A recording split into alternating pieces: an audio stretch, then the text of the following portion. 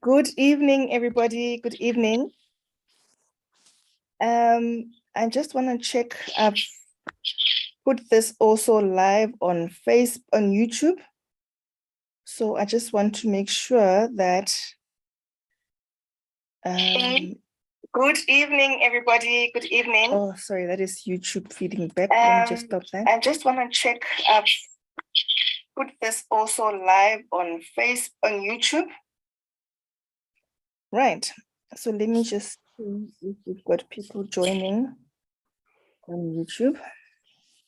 Good evening. Oh, sorry, that is YouTube. All right. Okay. So let's get started.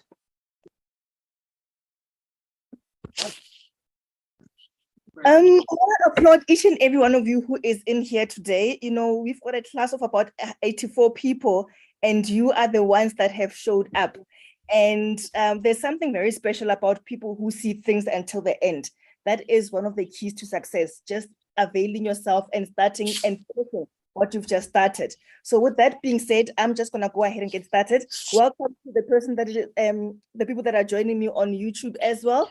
You can just put your name in the chat so that I can see who you are, and everybody else who is in the Zoom. Welcome as well. I can see you've got people joining on YouTube. Right. Okay. Let us get started. Before I get started, for those of you who are in the, I just want to put I'm going to put everyone on mute. The idea is just so that I don't get feedback as I'm talking. And if you want to ask anything, you are more than welcome to unmute yourself and ask the question, okay? And so let's get started. Before I go ahead, I'm just gonna ask that those who are in the Zoom, please get, for just a minute, doesn't have to be long, just a second, put your camera on and say hello. We've been together for the whole week. We haven't seen each other. Just to greet your classmates, to say hey to everybody. And those who are on YouTube, you can just say hello by typing in your name in the chat, okay? Right, is anybody willing to put their camera on? Just to say hi. Hi, Interwilling. Thank you so much for being you were the first one in and you were the brave one to put your video on. Welcome and thank you so much. Thank you so much for being the brave one. Good to see you. Ma'am Veronica, thank you so much. I appreciate you and thank you and well done for showing up. Thank you so much. Is anybody else brave enough to put their camera on to say hi to everyone? No one. Okay, that's okay. As time goes on, you are more than welcome. So let's get started. So we have been in here learning the basics of cryptocurrencies over WhatsApp for 7 days. So today we are bringing it all together. I don't know why you decided to do this training, but I'm going to say, when I went through the introductions, people were saying, we want to know more about crypto. We want to know more about crypto. And I promised that I will give you little bits of information, bite-sizes of information every single day for 7 days. And today is the 7th day. So let's sum it all up and see. After this, now, you are going to decide what is your way forward after this. Are you in or are you out? Is cryptocurrency for you or not? Right? Only you can decide on that. Nobody else can do that. So what I've done for today is that I've put together a little presentation for you, just to sum it all up and to get us going and finish off with a bang before we get into our certificates. So what we have done in the last 3 days, 7 days, 6 days, we spoke about cryptocurrency. And we said, before we talk about cryptocurrency, we have to talk about money, right? We have to understand where money comes from. The reason we do that is that cryptocurrency in itself is money, hence the word currency in there. And crypto refers to encryption, cryptography, right? So the story of money says that money as we know it has not always been the same way, but it has been changing over time. The idea behind the change was to optimize how we interact with money. One of the biggest functions of money is that it is a means of exchange. It allows us to exchange value. It allows Ntebogeleng to go to the shop and get what she wants from Pick n Pay. Pick n Pay has got what you want, so you go to Pick n Pay, you give them the money, they give you what you want. But it hasn't always been like that, but there has always been a need for people to exchange value. And we went through what happened in early civilization, where there was a barter system, and Veronica would be a farmer, and Ntebogeleng would be a farmer. And Ntebogeleng would have cows, Veronica would have maize. And the two could get into a negotiation and decide and swap that Ntebogeleng could give Veronica some beef, cow, and then Veronica could give Ntebogeleng maize. But there had to be a discussion between the two, and the two would have to agree on how much maize for a cow. No other person was involved in this discussion. It was just the two of them, no middlemen. That was the barter system. It went through. The barter system depended on what we call the coincidence of wants, which means that Ntebogeleng has to want something at the same time that Veronica wants something for this system to work. But things aren't always like that, isn't it? Things aren't always in black and white. I mean, now imagine this one now. Pilile comes. Pilile is a shoemaker. Pilile comes now. Pilile wants maize, goes to Veronica and says, "Oh, Sis Vero, oh, I want some maize." And Sis Vero says, "Oh, Pilile, good timing. Just when I wanted shoes. You know, it's winter. Hey, my heels are getting cracked. You know, I need these shoes." Just at that time, there's something that Mam Veronica needs from Sis Pilile, and then the two go into a negotiation and they exchange.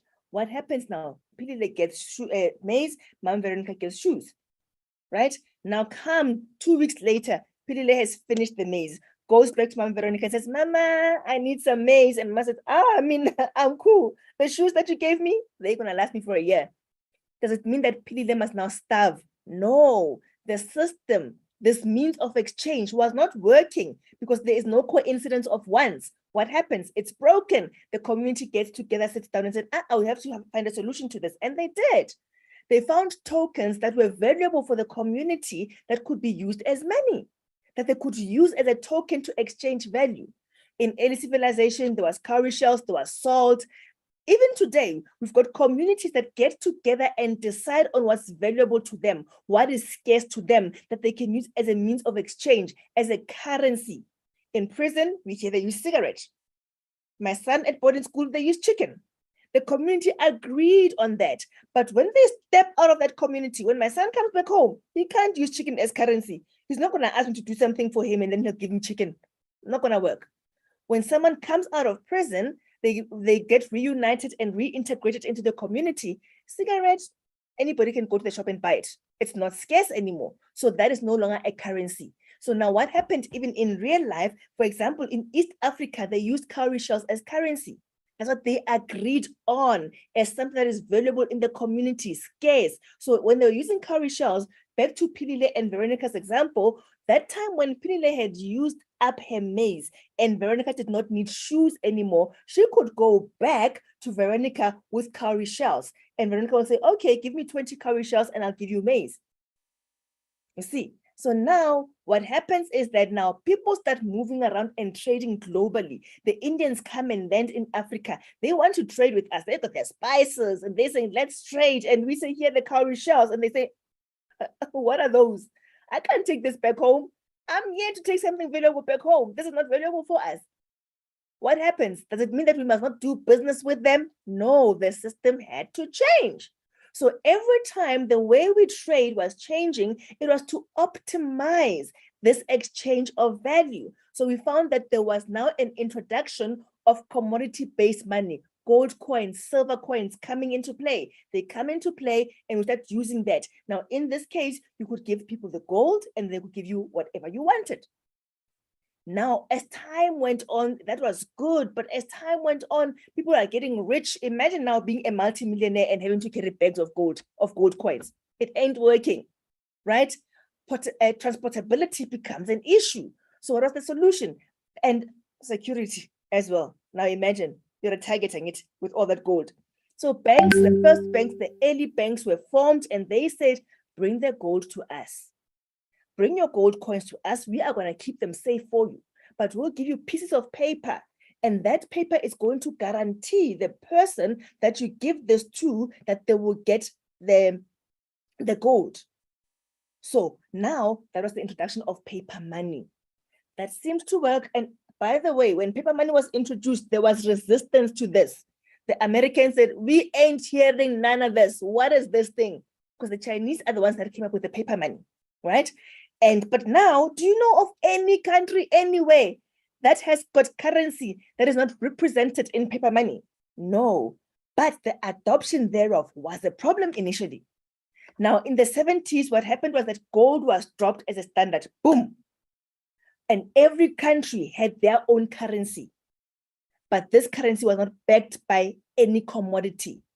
And we called it fiat currency, paper-based money, fiat currency, government-owned money. South Africa, we've got our own fiat currency called the rand. The US, they've got the US dollar. Zambia, they've got the Zambian kwacha. Lesotho, Maluti. Swaziland, Emalangeni. Who else? UK, British pound. Namibia, Namibian dollar. Botswana, the pula. All those are fiat currencies, government-owned money. I cannot leave South Africa and go to the US and expect to use rands. When I get there, I must use the US dollar. When the British come to SA, they can't use the pound. They must exchange it for the rand.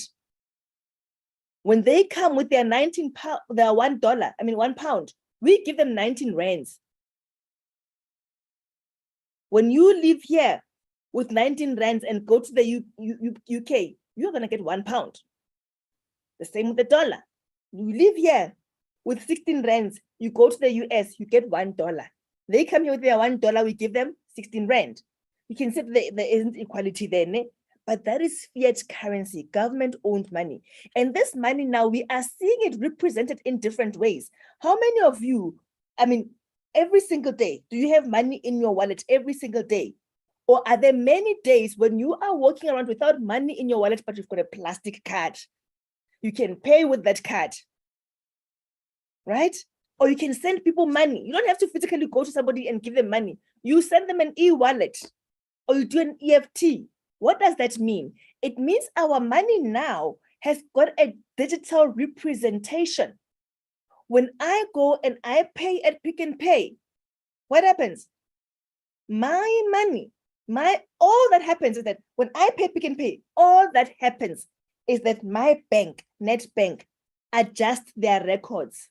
They go into my account. If I spent 1,000 rand at Pick n Pay, they go into my account and say minus 1,000. They didn't give me any cash. It's all represented digitally in general ledgers.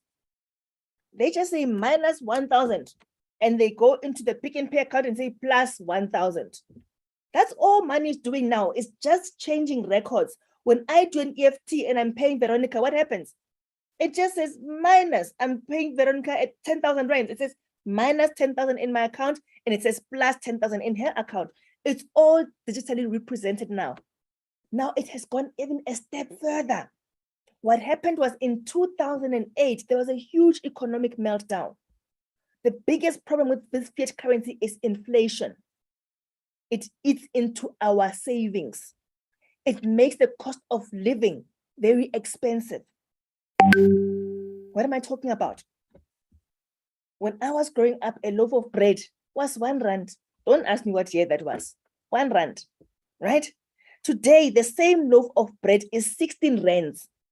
I take out 15 more rands to get exactly the same loaf of bread. What happened? The cost of living is now high.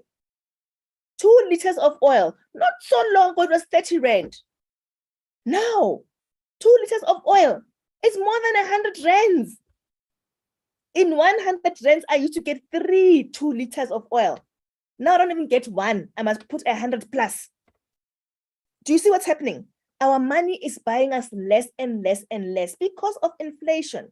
And one thing that also causes inflation is that government just print money as they please. They make decisions with our money.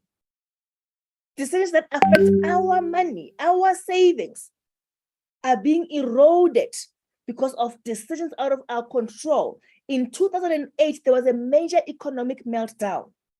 People lost a lot of money because of decisions made by financial institutions and governments that bailed them out.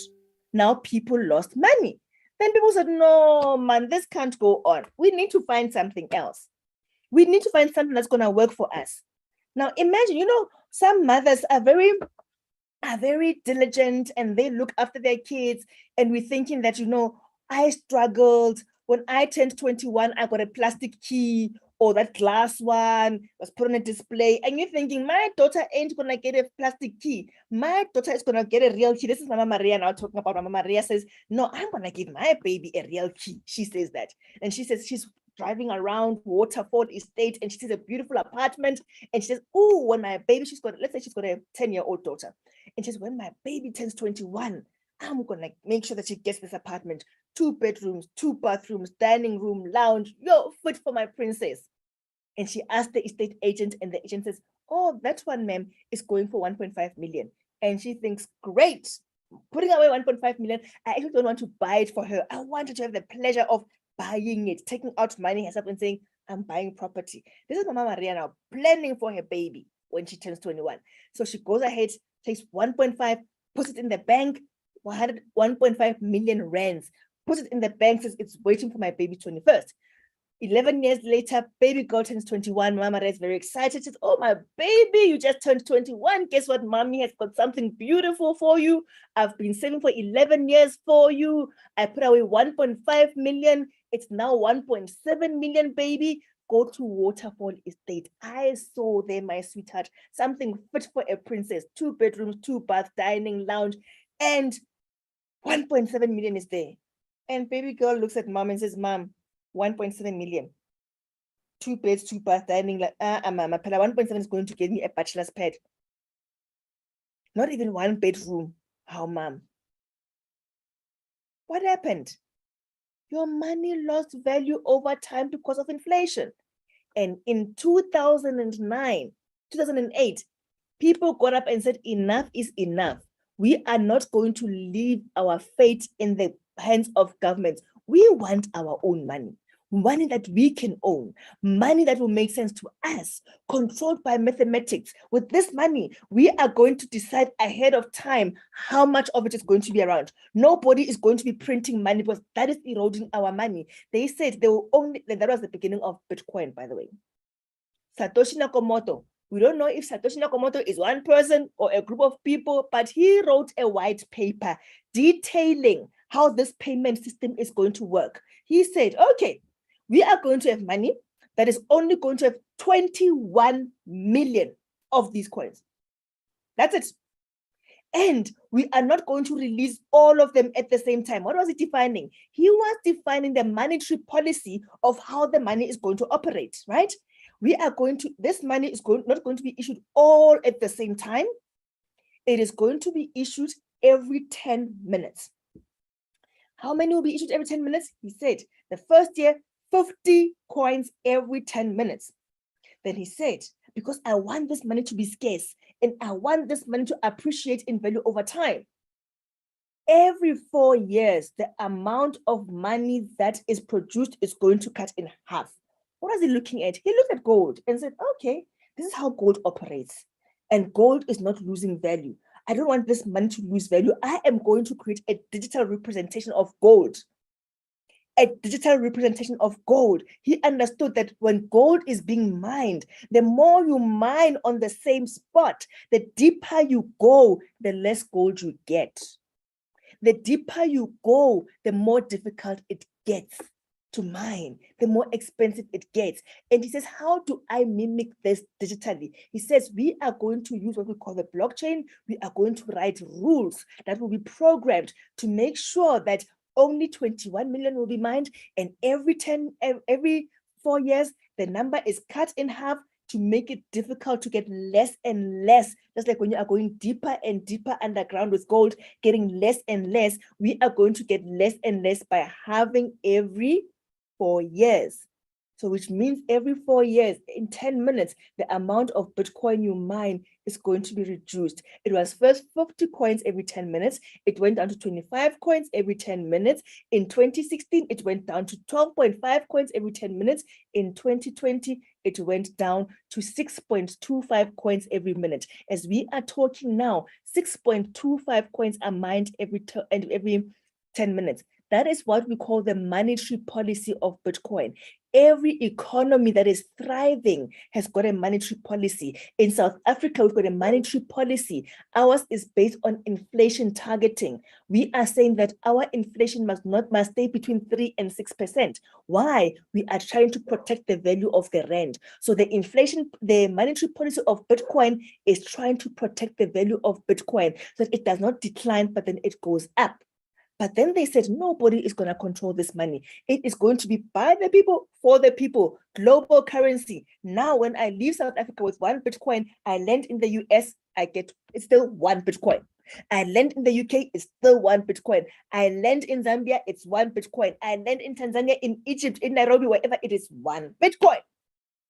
So now it has leveled out the playing field. And because of that monetary policy, we found that Bitcoin is also deflationary in character, which means that instead of losing value, buying us less and less and less things, it's buying us more and more and more things. 1 Bitcoin. You will see in the next slide, 1 Bitcoin used to not even buy you a stock sweets, a lollipop. Now 1 Bitcoin can buy you a house, it can buy you a car. So it's buying us more and more, whereas our rand is buying us less and less. And the early adopters of this Bitcoin became multimillionaires. Bitcoin was the first cryptocurrency, but that opened the door. It is based on technology called the blockchain, not corruptible, not hackable, most secure technology. And with this technology, a lot of ideas started coming up. People started seeing that, we can provide other solutions. Bitcoin provided a solution in terms of people having money represented in the digital space, not owned by governments. We can find other solutions based on this technology. And they did that. When they did that, we got what we call altcoins, alternative coins. Now, there are more than 18 million of these coins out there. You need to know what you are looking for. You need to watch out and decide because we've heard about Bitcoin. We've heard about Ripple. We've heard about Ethereum. We've heard about Dogecoin, about SHIB, Litecoin. Hey, you've heard about all of these things. And you're saying, I hear that making money for people. But some people have also lost money. And you say, but I want to play in this space. So we're saying one of the best things to do, what they say in this space, they say, do your own research. Do your own DYOR. You will see that a lot. Once you start opening up your eyes in the crypto space, DYOR, do your own research. So now I said, okay, let me see if I can give you at least something to take with you when you start looking and saying, but I want to do a bit of research. Where do you start? We said that all these cryptocurrencies are projects. Somebody came up with a project. They found a problem. And they said, I'm going to find a cryptocurrency-based solution, and this solution I'm going to document in what we call a white paper, which is a technical document which will say what the problem was, what the solution is, how we intend using the blockchain to solve the solution. If we are issuing coins, how often will they be issued? How many are they? All that must be in the white paper. So we said, look into the team. What do you know about the team that has come up with this project? Are they credible? Is there anything you know about their previous work, right? Now look at the project itself. Is it clearly defined in this white paper? Now we said, if it's a project, it must be developed. These are IT projects, information technology projects. I'm an IT consultant. I'm a software developer. So we write programs. So I understood when they said that Bitcoin is technology-based, I understood that there must be code written to facilitate this, because I know that I have been part of teams that write code of things that we are using. When you go to Pick n Pay, you swipe your card, we wrote the code to say when Maggie swipes a card, send a message to the bank. I work for banks. So I wrote the code that says, go and retrieve Maggie's account. Check how much she's got, send a yes or no, approved or declined message back based on what we wrote the code. The same when you go to an ATM, we are writing that code. So there must be programs behind this. So is there a development team? And most of these projects, their code will be seen on GitHub. As they commit, they write open source code. As they commit their code on GitHub, you'll see, okay, there is some movement in here. That gives you a sense of comfort that this was not just a story written on paper. Anybody can show you a story on paper. And in this day and age of technology, it is very easy for people to trick you into thinking they've got something legit. They hire somebody to develop a website. They hard code in the website. Hard code means they write to say, this is Meg, for example, Maggie decides that she's going to create a Meg's coin. This is Meg's coin. I write. I say to everybody, oh, here's Meg's coin. I develop a website and I say, Meg's coin is worth R1. Buy Meg's coin. I decide. I write R1. And then you say, oh, it's so cheap. Tomorrow I say, Meg's coin is now 50 Rand. And you're thinking, yo, but there is no development behind it. I'm tricking you. It's very easy. So look for other things. If it is in the crypto space, look for it in GitHub. Is there people giving reviews on it? And most importantly, if there is a cryptocurrency out there, you need to be able to buy it from an open market. And you need to be able to sell it, because this is about buying and selling to own this thing. If I've got this Meg's coin and I can't change it back to rands, what is the point? What is it? It's worth nothing, because there's no store that accepts Meg's coin. So I need to be able to change it back to my rands. When somebody comes to you with any cryptocurrency and says, here is a coin, the first thing you must ask, how do I get this thing back to rands? Again, we're saying there are assets. You own assets. You must be able to convert your asset back to your local currency. If they can't give you that story, I run. If it does not make sense to you and you are failing to understand how you can change it back to your own currency, keep your money. If that person gets impatient with you, uses terms that you do not understand, they can't give you examples, take your money and keep it. Don't do that. So as part of a fundamental analysis, that's what you ask. So we looked into two cryptocurrencies in particular, Bitcoin Vault and Electric Cash. We looked into them both by one guy, Ian Abramovich, a serial inventor, runs a crypto business. He's been running it for many years, and his company was actually now, they won an award for being one of the best crypto mining firms. Now you know something about them. Okay, what is the problem that Bitcoin Vault was solving? Sorry, let me just silence my phone. Sorry about that. What is the problem that Bitcoin Vault was solving? The problem it was solving was that in the cryptocurrency space, it's not really a problem. I mean, it works for Bitcoin, right?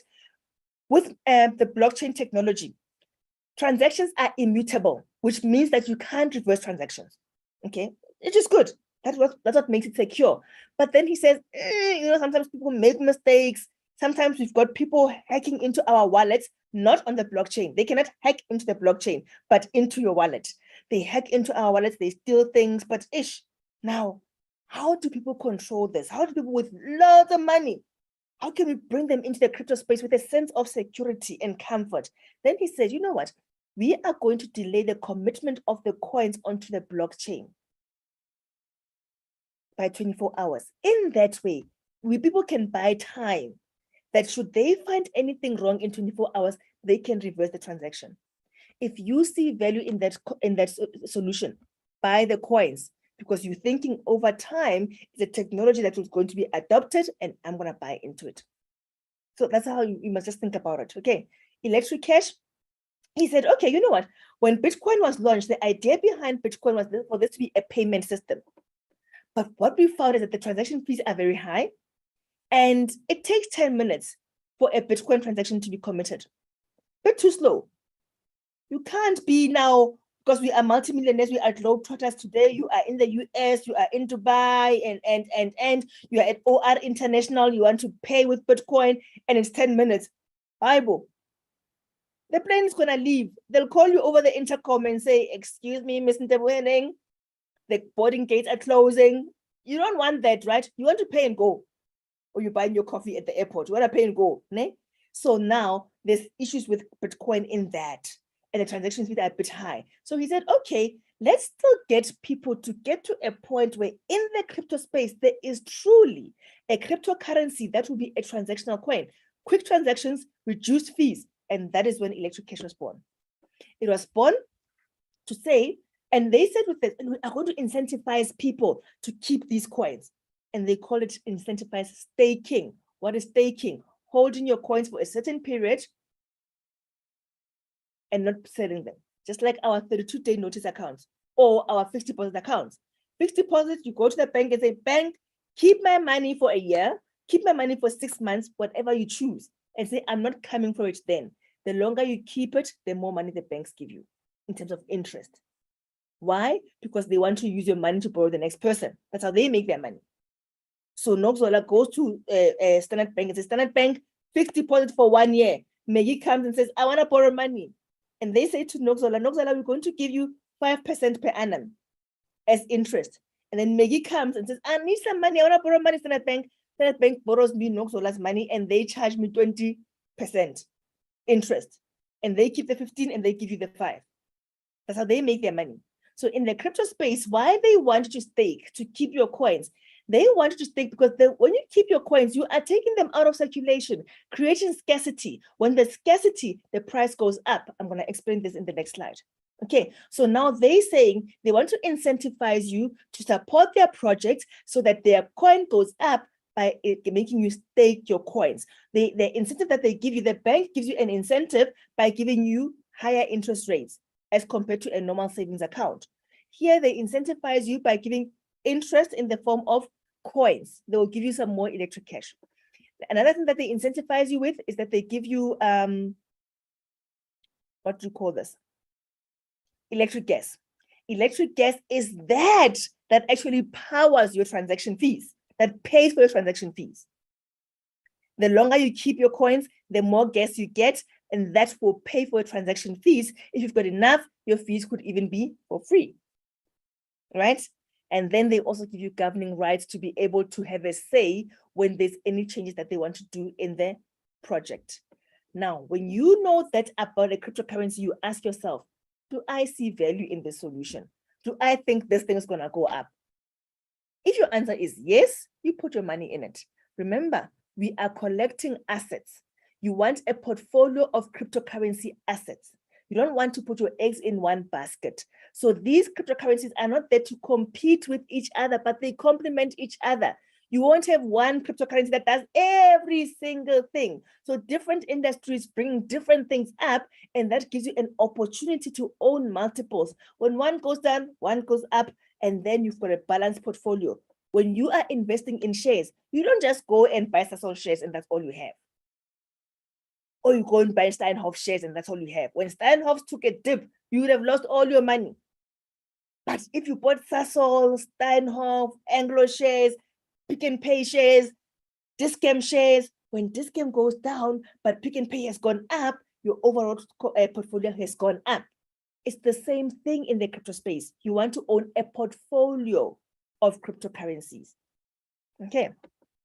Are there any questions on that? No questions. Okay, let's go on.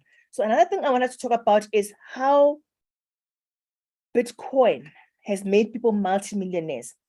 But in this story, I'm going to tell you how the price of Bitcoin is affected. You ask yourself that it keeps going up and down, up and down. How does this work? And I also want you to be aware and be sure now that there are no guarantees in the cryptocurrency space as to what the price of the coin will be at any particular point in time.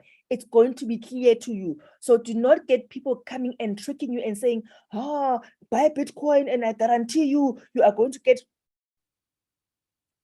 300% in 7 days. They're lying to you.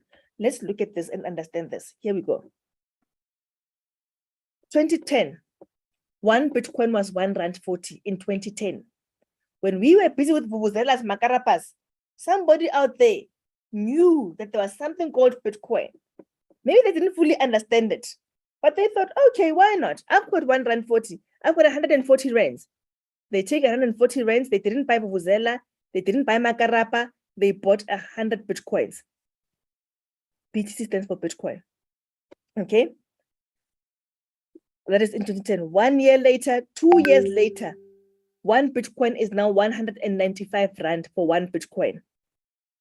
So because they had 100 Bitcoins, now suddenly in 2 years, the 140 Rands is now 19,000 Rands. Have you seen such? Which bank, if you put 140 Rands away, would have grown it to 19,000 in 2 years?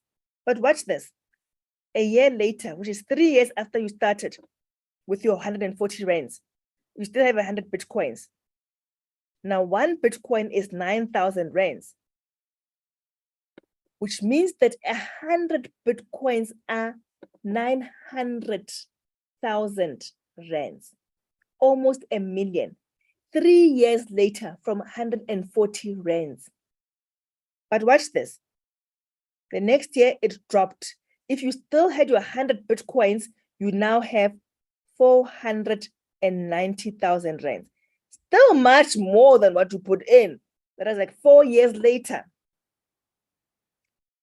2017. Ha!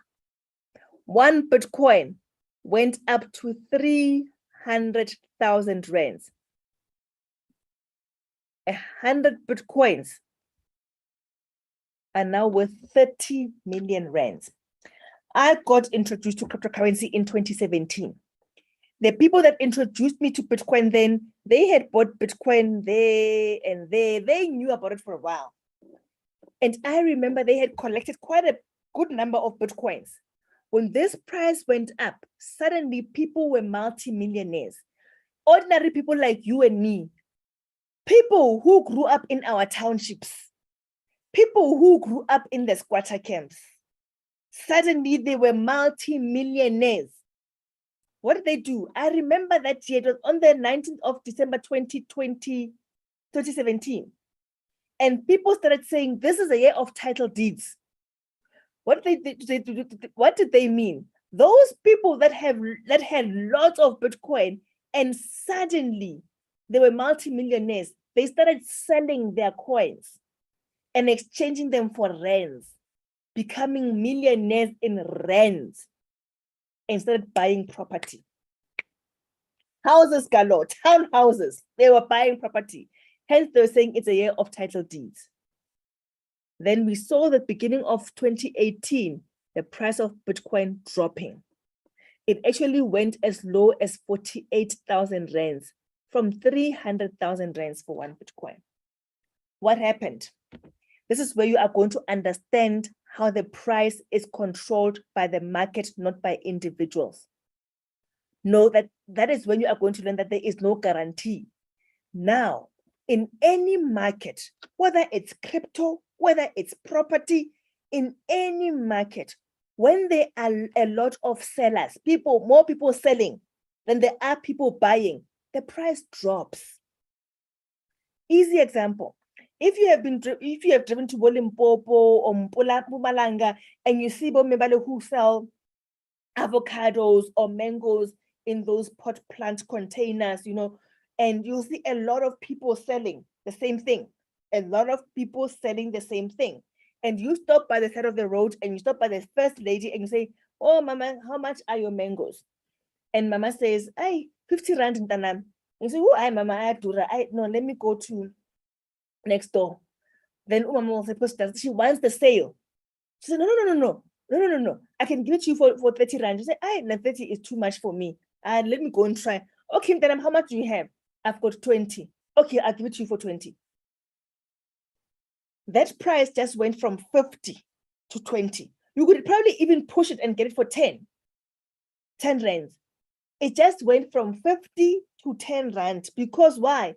There was only one buyer, Maggie, and there were so many people selling the same thing. So it was a buyer's market. So there are more sellers than there are buyers. So when there are more sellers than the buyers, the price drops. It does not change in the crypto space. A lot of people had made a lot of money at that time. So they were selling a lot of this Bitcoin. When they were selling it, the market dropped because there were more sellers than those who are buying. The sellers were outweighing the buyers. Now you find people like Who can we use? Veronica. Now, since Veronica now comes and says, "Ooh, I only heard about," when she heard about Bitcoin, it was the day before it hit 300,000, and she was just seeing the price going up because it was like going up. And she says, "Yo, I don't want to miss out." I read somewhere that they said one Bitcoin is going to be 1 million rands, and says, I'm going to get in before it gets to 1 million. And then she goes in with 50,000 rands and buys a bit of Bitcoin. I said 50,000 rands. Yes, one Bitcoin is 300,000, but she can buy with 50,000 because remember, Bitcoin has got fractions, right? Called Satoshis. So she gets herself some Satoshis. Satoshis are like cents of a Bitcoin. She gets herself some Satoshis worth 50,000 rands, right? And she's happy and she's going to hold on to this. And the next day it hits 300,000 and a lot of people start selling because they've made their money. She has not made money yet. But now she sees now, because there are more sellers than buyers, the price starts dropping. Ooh, and she's watching her 50,000 rand. Now it's gone from 50 to 49. And she said, but they said I'm going to make money in this thing. Why is this thing going down? Now it's 45,000. She's saying, now it's 30,000. Yo, before it gets to zero. Because at the same time, a lot of people are saying, Bitcoin is a bubble. It's going to crash. She's listening to that at the same time. And she's thinking it ain't crashing with my money.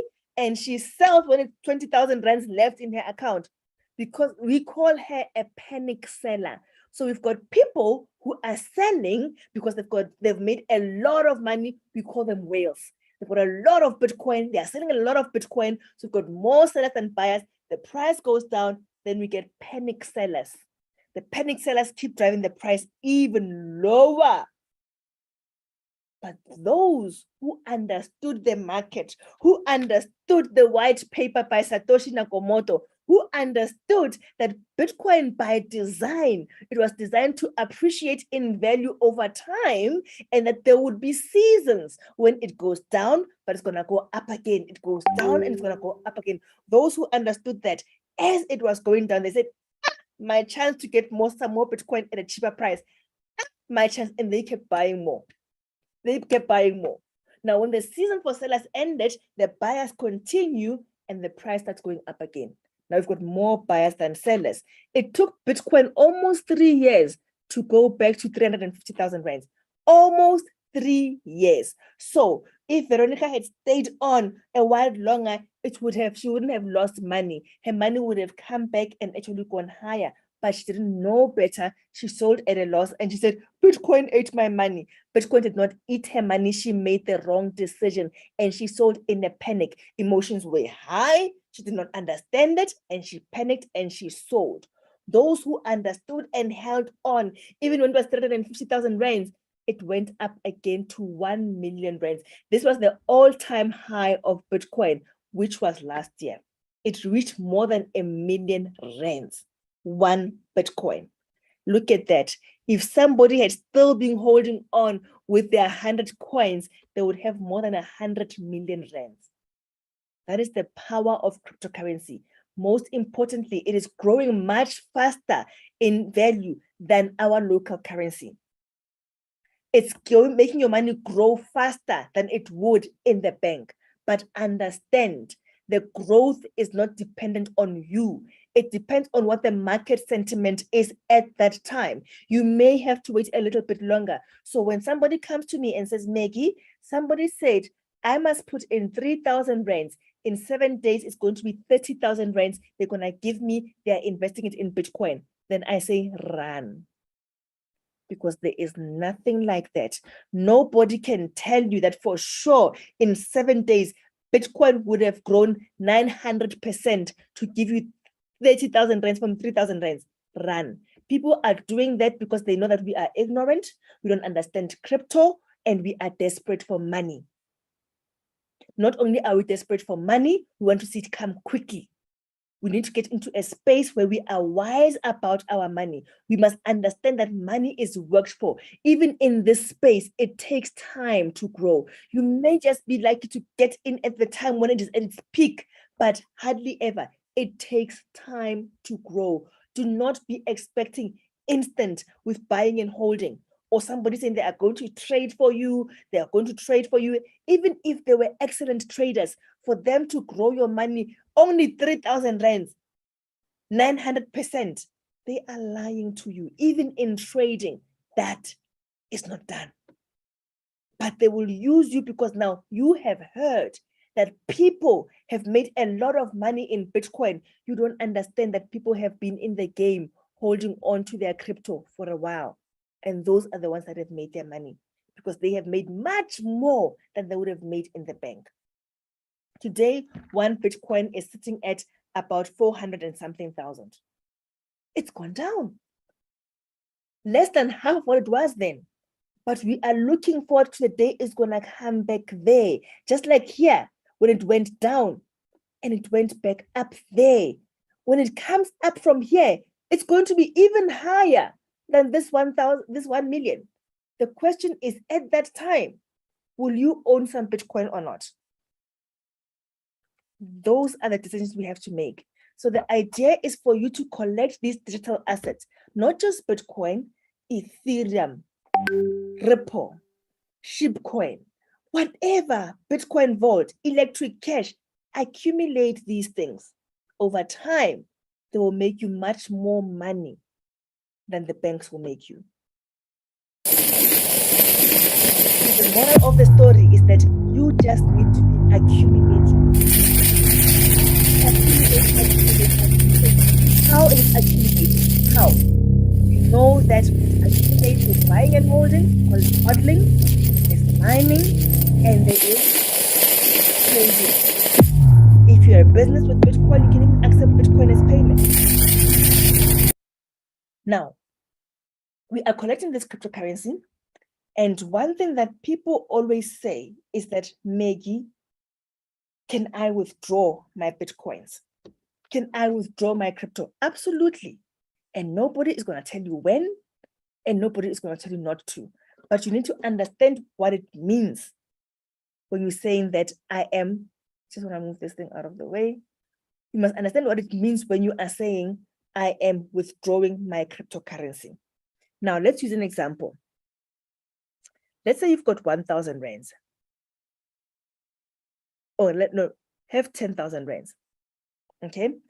And one Bitcoin, I'm going to use example with quick, easy numbers, just to make my maths easy. And let's say one Bitcoin is 1,000 rands. And you've got 10,000 rands. And you open a Luno wallet. A Luno is an exchange platform that allows you to exchange between rand and crypto. So you can buy your Bitcoin on Luno. So now you've got 1,000 rands, you go to Luno, 10,000 rands, you go to Luno and say, I want to buy a Bitcoin. And Luno says one Bitcoin is 1,000. So for your 1,000 rands, you are going to get 10 Bitcoins. And you look in your Luno wallet, and I'm not going to take off some fees, but you're going to assume there are no fees now. And then you're going to have, when you look in your Luno wallet, it shows 10,000. Happiness, right?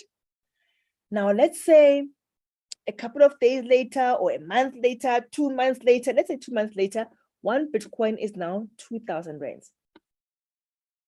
You look in your wallet, you still have, by wallet, I mean your Luno wallet. We call them wallets, not accounts.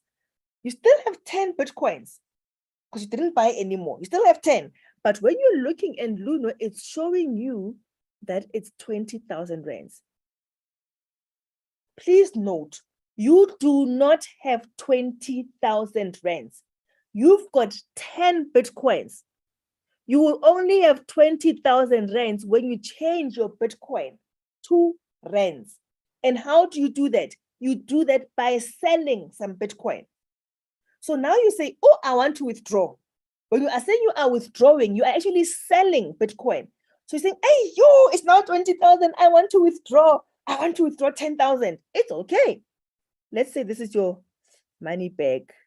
Do not withdraw a money bag. That's your money bag, ne? And say, let's call it a bank. Let's call it a bank. I want to withdraw 10,000 rands. To withdraw 10,000 rands, you don't have 20,000. You've got 10 Bitcoins. You must sell some of your Bitcoin. You are saying you are withdrawing. You are selling some of your asset.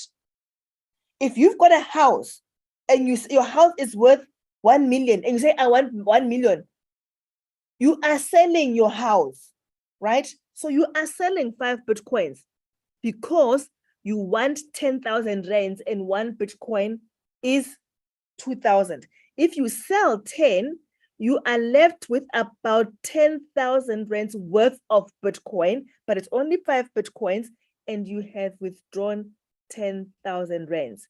So you sold, which means you exchanged your Bitcoin for rands, and because one Bitcoin was 2,000 rands, you got 10,000 rands. Now you are sitting with 5 Bitcoins.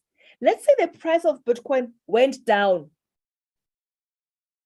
to what? 500 rands for one Bitcoin, right? Now, when it has gone down to, you still have 5 Bitcoins, but now they are worth much less. When you look, you only have 2,500 rands. You still have 5 coins because you have not bought more, you have not sold more, but they are worth much less. Now people will be saying, but Maggie, then the next day it goes up to 1,000 again.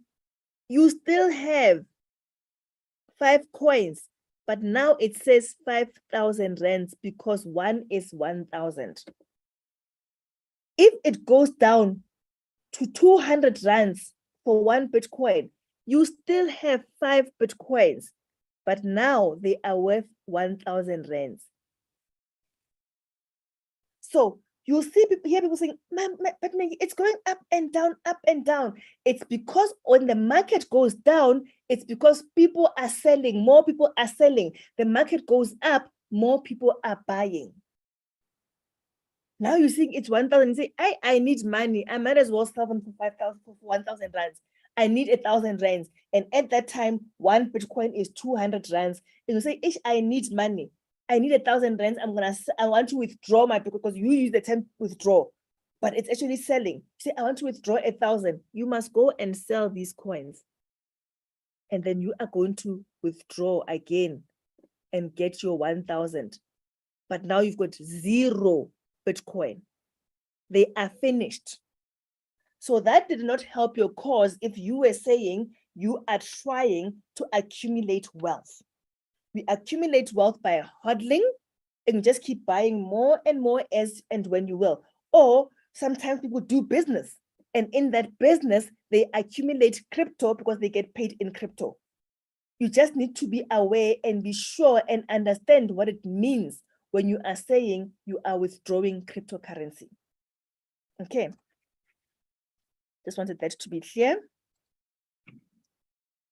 So I'm just gonna clear this again. Okay, so I just wanna go back and share it again.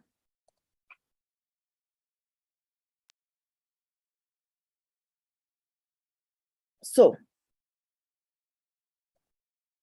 now, so what you've done is that you can collect it with mining. Again, we just want to collect and collect and collect. Hodling, that is buy, hold, and sell, or you do trading with the sole idea that you want to collect cryptocurrency. I've shown you how withdrawal works. And now a lot of people come into this space and say, oh, Maggie, I want to trade. I want to trade. I want to trade. I want you to understand the realities of trading. Let me just go back. The reality of trading. Trading is buying and selling for short-term gains. When you are investing, trading is not investing. Investing is putting something in and expecting it to go over time, to grow over time. You are collecting those assets. Trading is you want to take advantage of the volatility, the price going up and down, and just pick and make money, take small profits throughout and make money like that, okay?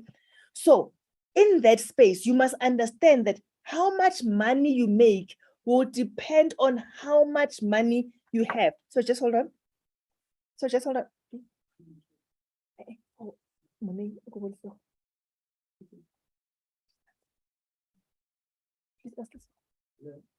Sorry about that. So when you are trading, you need to expect that people will say to you, are going to trade on your behalf, right? And you are going to make so much money. I've heard people come to me and says, Maggie, they were trading for me. I can see my trading account. I've got billions. and they say in US dollars. Come on, it does not work. How much money you put in will reflect how much money you make. If, for example, I had 1,000 rands and I was trading, and Mama Maria had 10,000 rands, and she is trading, and we both place a trade. Same thing, we are trading Bitcoin against USDT, which is a US dollar stable coin, right? And we decide that we are going to take profit at 5%, both of us, 5% profit, right? And then at 5% of that would be 50 Rand. 5% of that would be 500 Rands. Percentage-wise, we made the same percentage, but money-wise, the one with more money will make more money. People will show you trading accounts saying, oh, I traded and I made 100,000 Rands in one trade. What they didn't tell you is that trade needed them to put in 1 million. Do you know what I mean? So you go and think, I'm going to put in 1,000 and make 1 million. No, but you do what you can connect with maybe systems that allow you to make even more money and collect more crypto. When you collect more crypto, you trade with more money. So the more money you trade in, like for example, if I traded this and I had 1,000, right? Then I would put this 50 Rand that I made back there. And then now I'm trading with 1,050. And then whatever I make from there, I put back and I'm trading with more and more money. So do you understand that my money can grow over time because I am feeding the money back into the system to trade with? If I was trading with 10,000 and I made 500, because I want eventually to make a lot of money, I would put this 500, but I won't withdraw it. I would put this 500 back into my trading capital. And then I'm trading with now 10,500.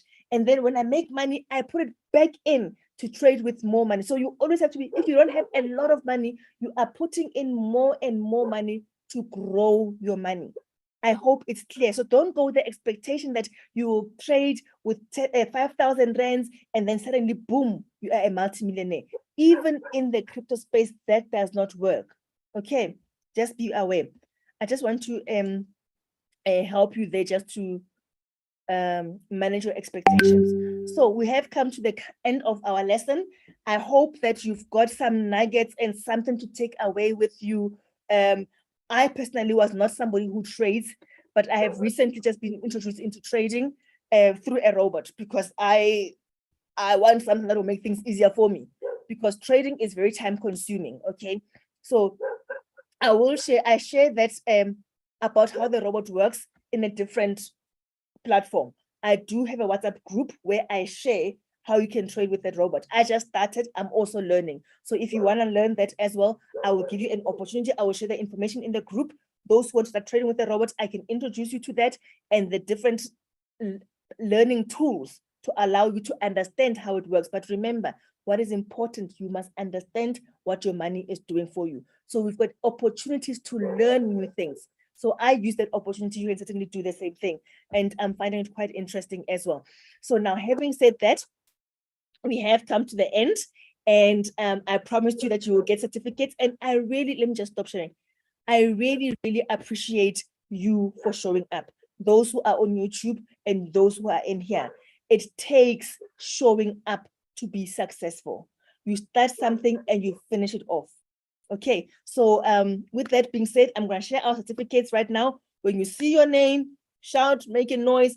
If your name is not there in table handling, or whoever is in here, your name is not there, just send me a message. It just means that I did not get your name on time. Okay, and then I will send you your certificates. Having said that, you know, when I go to the awards evenings for my kids at school, and I'm talking to you on YouTube as well, right? And when I go to the awards evening for my kids at school, they when they call them on stage, you know, because I'm an African mom, I get so I make a noise, and then they would say to me, "Oh, mama, you're embarrassing us." I ululate for those who don't understand ululate. And "Oh, mama, you're embarrassing us." The day I don't ululate, they say, "How, mama, we were listening out for you." So in this platform, be as African as you want. Now you've got permission to put your mics on. And when you see your name, give it a shout. You on YouTube, when you see your name, put a yay or those balloons, whatever they show that show celebration on YouTube. Okay, let me just share this with you and let us enjoy the moment. You deserve it. You deserve it. You deserve it. I'm gonna share it. Okay. Okay. Let me just take my volume up.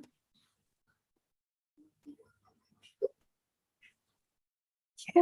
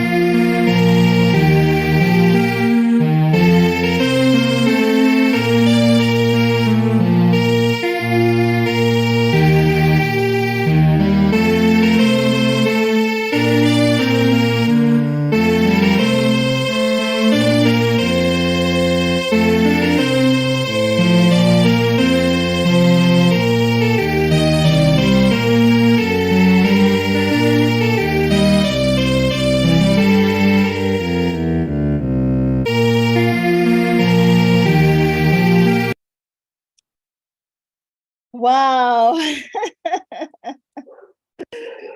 Thank you so much. I really appreciate each and every single one of you. I just want to share this again as we are closing off. Where is my Zoom? Right, here we go. As we are closing off, I really appreciate you. Appreciate the fact that you joined in, and